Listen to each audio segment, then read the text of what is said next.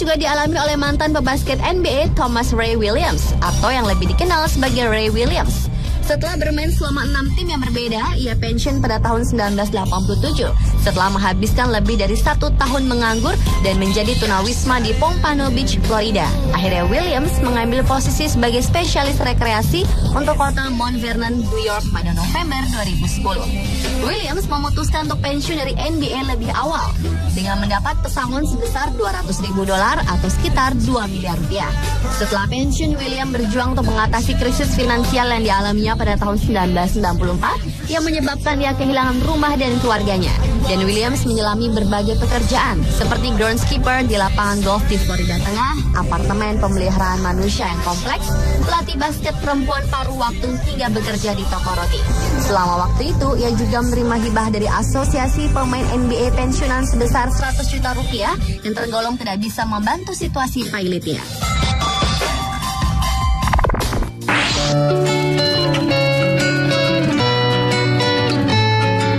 Salah satu pesona muda Cina yang sempat digadang-gadang bakal mendulang banyak emas mengalami nasib tragis. Zhang Sangwu, lelaki berusia 28 tahun ini merupakan mantan atlet spesialisasi senam cincin.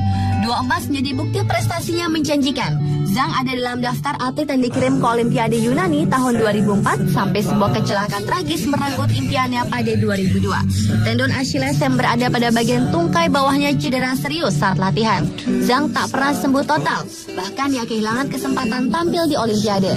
Hingga pada 2005, ia pensiun dini dengan pesangon sebesar 38.000 yuan atau setara 50 juta rupiah.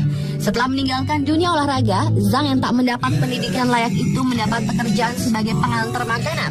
Tabungannya pun tersapu bersih saat kakeknya mengalami pendarahan otak. Bahkan Zhang rela menjual 2 medali emas yang ia menangkan dalam ajang kejuaraan World University pada tahun 2001 seharga Rp140.000 untuk membeli makanan. Tahun 2007, Zhang yang tak punya pilihan untuk menjalani tuntutan hidupnya harus menerima hukuman penjara karena nekat mencuri dan baru dibebaskan pada April 2011. Sejak bebas dari penjara itulah, Zhang mulai menjadi pengemis dan harus menginap di emperan warnet di kawasan kota Cina.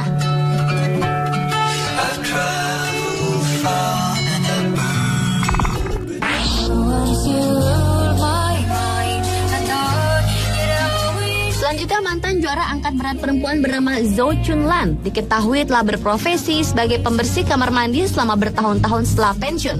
Zhou Chunlan yang rela meninggalkan bangku sekolah saat usianya masih 13 tahun untuk menjadi atlet profesional pada tahun 1980 tidak pernah berpikir tentang kehidupan setelah pensiun.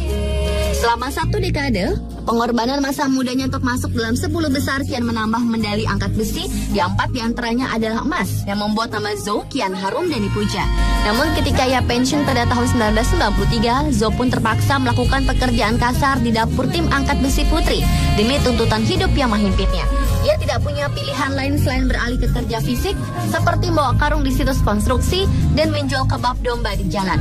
Hingga akhirnya ia mendapatkan pekerjaan yang hanya memberinya penghasilan kurang dari 500 yuan sebulan sebagai pemijat di sebuah pemandian umum. Zhou menetap di sebuah kamar berukuran 5 meter persegi dalam pemandian di Changchun, Provinsi Jilin bersama suaminya. Masalah kemiskinan Zhou diperparah dengan kondisi yang berangsur berubah seperti laki-laki karena terlalu sering menggunakan obat-obatan untuk menambah stamina. Sehingga ia menderita suatu kondisi di mana rambutnya tumbuh menjadi lebih kasar, suara yang serak dan berjenggot, sehingga mengharuskannya sering-sering bercukur layaknya laki-laki. Pada bulan Desember 2007, Zhou Chunlan menjalani operasi plastik di sebuah rumah sakit di Changchun untuk mengembalikan beberapa fitur femininnya, karena ia tidak tahan efek samping dari obat kuat yang dikonsumsinya. Beruntung, Zhou yang pernah mengharumkan nama bangsa itu dibebaskan dari segala biaya pengobatan.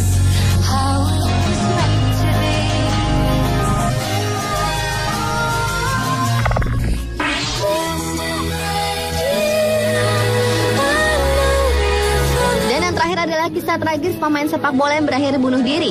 Mantan gelandang Barcelona era 1990-an bernama Sergio Lopez-Segu tewas secara tragis pada 4 November 2006. Ia menabrakkan diri ke sebuah kereta api yang berjalan cepat dan nyawanya pun melayang seketika. Sergio tewas di usianya yang baru menginjak 39 tahun. Pemain yang sukses mengantarkan Barcelona menjuarai Piala Winners 1989 itu pensiun dini karena cedera lutut. Lantaran hal tersebut, Sergio nekat mengakhiri hidupnya karena depresi berat yang diperparah dengan kondisi pernikahan yang gagal, sehingga ia tak kuat lagi menahan cobaan hidupnya.